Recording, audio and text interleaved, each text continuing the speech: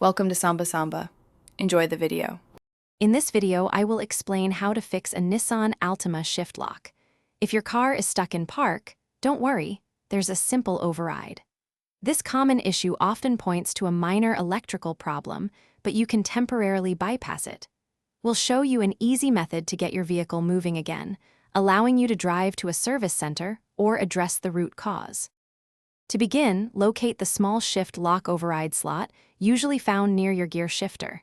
It might be covered by a small cap. Gently remove the cap if present. Next, insert a small, flat object, like a flathead screwdriver or even your car key, into the slot.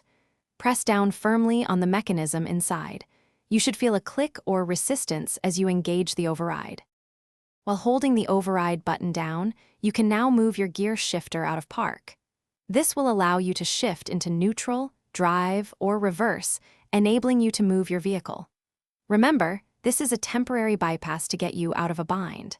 The underlying issue still needs attention. It's crucial to understand this isn't a permanent fix for the problem. For a permanent solution, the most frequent culprit is a faulty brake light switch. This component tells your car when the brake pedal is pressed, allowing the shift lock to disengage.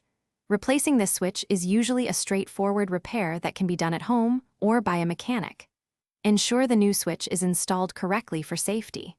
Also, remember to stay hydrated throughout your day.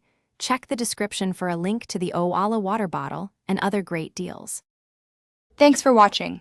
Consider subscribing if we helped you.